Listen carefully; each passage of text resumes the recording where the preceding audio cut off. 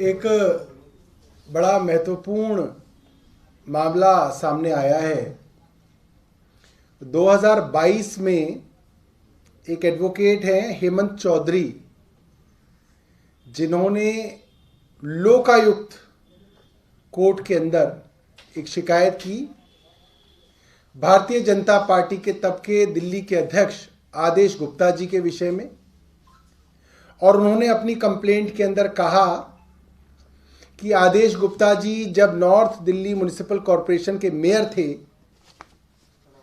उस समय के दौरान एक कंपनी रजिस्टर की गई जिसका नाम है मजबूत सॉल्यूशंस प्राइवेट लिमिटेड, और इस कंपनी को अक्टूबर 2018 में बनाया गया। याद कीजिएगा कि आदेश गुप्ता जी अप्रैल 2018 से अप्रैल 2019 तक नॉर्थ दिल्ली म्युनिसिपल कॉरपोरेशन के मेयर थे। पूरी नॉर्थ दिल्ली म्युनिसिपल कॉरपोरेशन के ऊपर उनकी जो है एक पब्लिक सर्वेंट की तरह इन्फ्लुएंस थी। और अक्टूबर 2018 में जब वो मेयर थे, उन्होंने ये कंपनी बनाई। इस कंपनी के अंदर भारतीय जनता पार्टी के राष्ट्रीय उपाध्यक्ष श्याम जाजू जी के बेटे और आदेश गुप्ता जी के बेटे बराबर के शेयर होल्डर हैं, डायरेक्टर हैं। उनकी जो शेयर होल्डिंग है उसको मैं आपको बताऊंगा। और आरोप ये था उस कंप्लेंट के अंदर कि आदेश गुप्ता जी मेयर रहते हुए, काउंसलर रहते हुए और भारतीय जनता पार्टी के बड़े नेता रहते हुए अपनी इन पोजीशंस का फायदा उठाते हुए खूब प्रॉपर्टीज खरीद रहे हैं और बेच रहे हैं। आरोप यह था कि जो प्रॉपर्टीज हैं उसमें अनऑथराइज कंस्ट्रक्शन हो रही है, मगर एमसीडी ने उस पर आंखें मूंदी हुई हैं क्योंकि वो मेयर हैं, सिटिंग काउंसलर हैं, भाजपा के नेता हैं। और जो ये प्रॉपर्टीज की डिटेल्स हैं, अगर उसके अंदर उनके खरीदने की वैल्यूएशन करी जाए तो आदेश गुप्ता जी की जो आय के साधन है, जो सोर्स ऑफ इनकम है, जो आय के स्रोत हैं उनके, जो उन्होंने इलेक्शन लड़ते समय रिटर्निंग ऑफिसर को डिक्लेयर किए थे, उससे बहुत ज़्यादा हैं। ये आरोप जब लगे तो लोकायुक्त जो हैं श्री जस्टिस हरीश चंद्र मिश्रा, उन्होंने अगस्त 2022 में इसकी इन्वेस्टिगेशन के आदेश दिए। और इसकी इन्वेस्टिगेशन असिस्टेंट डायरेक्टर इन्वेस्टिगेशंस ने शुरू की अगस्त के अंदर। और 16 अगस्त 2022 को पहला नोटिस आदेश गुप्ता जी को दिया गया कि आप इन प्रॉपर्टीज के बारे में जानकारी दें और आपकी आय के क्या स्रोत हैं उनके बारे में विस्तृत जानकारी दीजिए। अब तक आदेश गुप्ता जी ने उसका जवाब नहीं दिया। उसके बाद 3 नवंबर 2022 को दोबारा लोकायुक्त कोर्ट की जो है डेट पड़ी, जिसमें दोबारा से ऑर्डर पास किया गया कि आपको अगस्त में नोटिस दिया गया लोकायुक्त के यहां से, आपने अब तक जवाब नहीं दिया, आपको दोबारा मौका दे रहे हैं कि आप अपने सोर्स ऑफ इनकम को इन मूवेबल और इमूवेबल प्रॉपर्टीज के संबंध में लोकायुक्त को बताएं कि भाई आप इतनी प्रॉपर्टीज आपके बेटे खरीद रहे हैं, आपके बेटों की कंपनी खरीद रही है, आप खुद खरीद रहे हैं, क्योंकि बहुत सारी प्रॉपर्टीज आदेश गुप्ता जी के खुद के नाम पे खरीदी गई।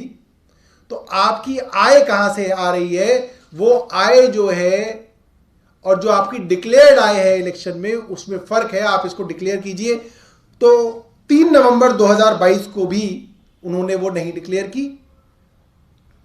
और उसके बाद अभी 2-3 दिन पहले 19 जनवरी 2023 को दोबारा से लोकायुक्त की कोर्ट लगी और उसमें फिर से पूछा गया कि आदेश गुप्ता जी ने अपनी आय के साधन इन संपत्तियों के विषय में नहीं बताए हैं। यानी कि अगस्त से लेकर जनवरी तक हो गया, नोटिस दिए गए, कोर्ट के अंदर तारीख पड़ी है बार बार, मगर आदेश गुप्ता जी ने इसके ऊपर कोई जानकारी जो है कोर्ट में नहीं दी है।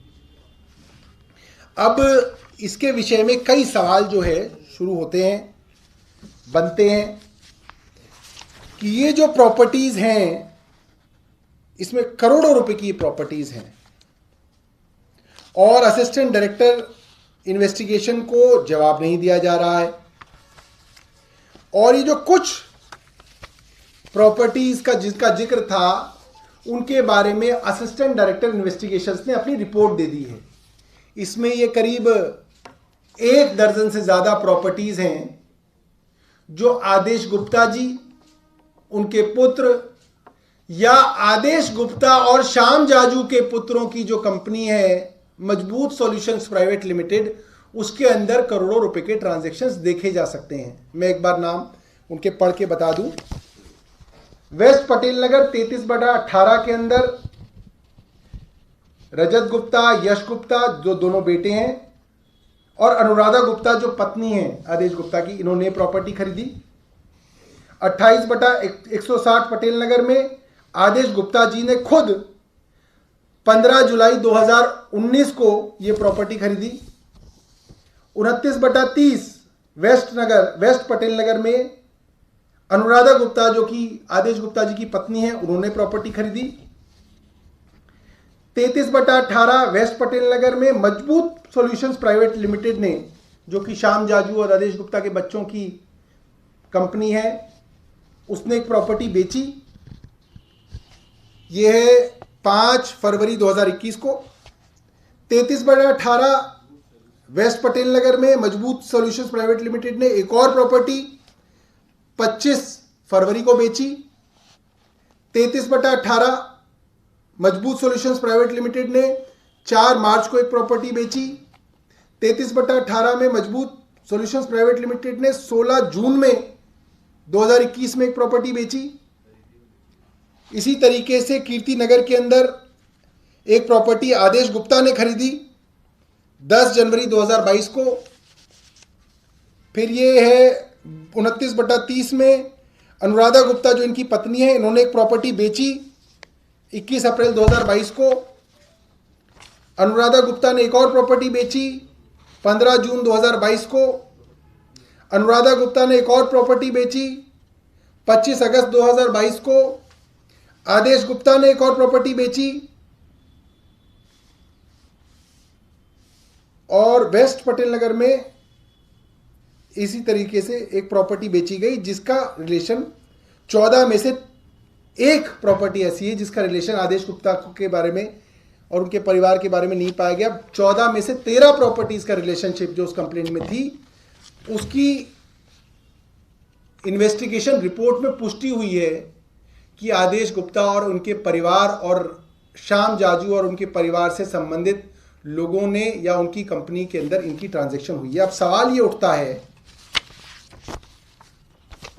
कि ये कंपनी कौन है, ये कंपनी किसकी है, इस कंपनी के कागज क्या हैं। तो इस कंपनी की जो MCA की वेबसाइट होती है, MOA, उसका इसका मेमोरेंडम ऑफ एसोसिएशन हमने निकाला इस कंपनी का, और उस मेमोरेंडम ऑफ एसोसिएशन के अंदर हमने नाम निकाले कि भाई कौन कौन डायरेक्टर हैं, किस किस की कितनी शेयर होल्डिंग है।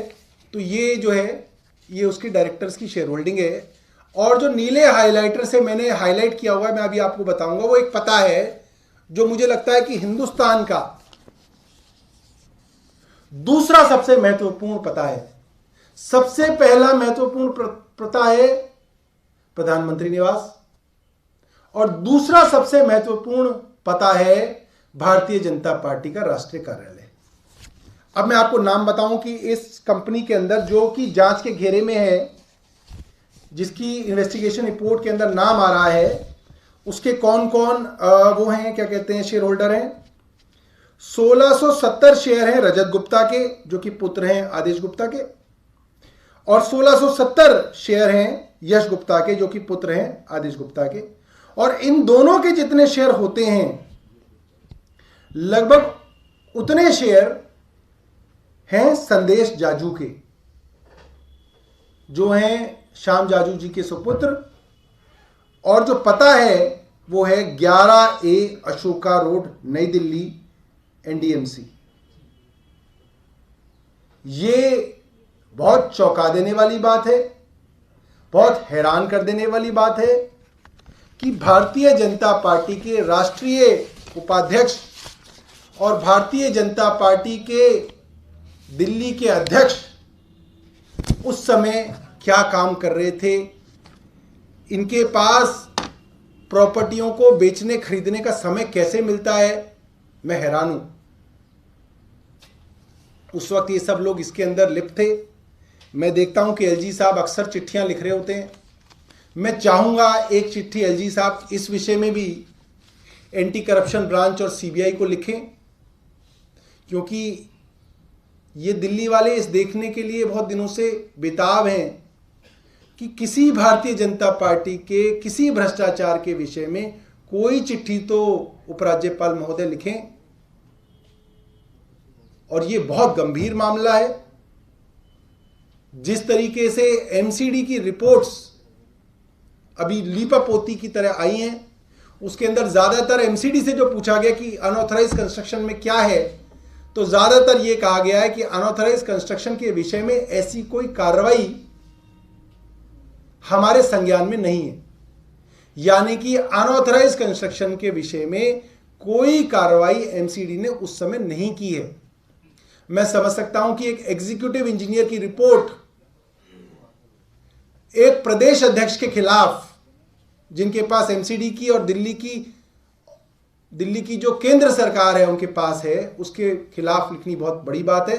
हम चाहते हैं इसकी भी नए सिरे से जांच हो कि कितनी अनऑथराइज कंस्ट्रक्शंस उस समय कराई गई और उस वक्त उनके ऊपर क्यों कार्रवाई नहीं की गई, और किस किस तरीके से ये प्रॉपर्टीज की खरीद फरोख्त के बारे में जिसका जिक्र जो है कंप्लेंट में किया गया है और लोकायुक्त की इन्वेस्टिगेशन रिपोर्ट में किया गया है, इसके ऊपर जो है केंद्र सरकार सख्ती दिखाते हुए इन दोनों के ऊपर कार्रवाई करे, सख्त कार्रवाई करे, ताकि केंद्र ये दिखा सके कि ना खाऊंगा ना खाने दूंगा वाला जो मंत्र है वो वाकई में जो है बीजेपी वालों के खिलाफ भी इस्तेमाल हो सकता है। बहुत बहुत धन्यवाद। आपका कोई प्रश्न है? 11A Ashok road. यस।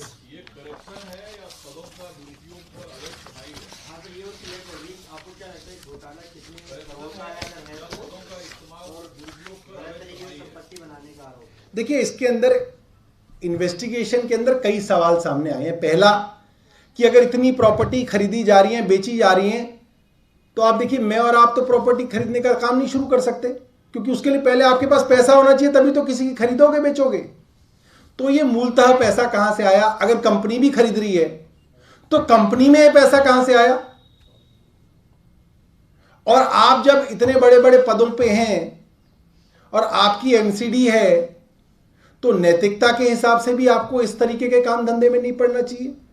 ये तो काउंसलर्स की बदनामी की जाती है कि काउंसलर्स जो है प्रॉपर्टी के कामों के अंदर जो है इंटरेस्ट लेना शुरू कर देते हैं, मगर यहां तो काउंसलर साहब और मेयर साहब खुद प्रॉपर्टी खरीदने बेचने में जो है लगे हुए हैं। तो बहुत बड़े सवाल भारतीय जनता पार्टी के ऊपर और भारतीय जनता पार्टी के इतने बड़े पदों पे रहे ऑफिस बीयरर्स के ऊपर खड़े होते हैं।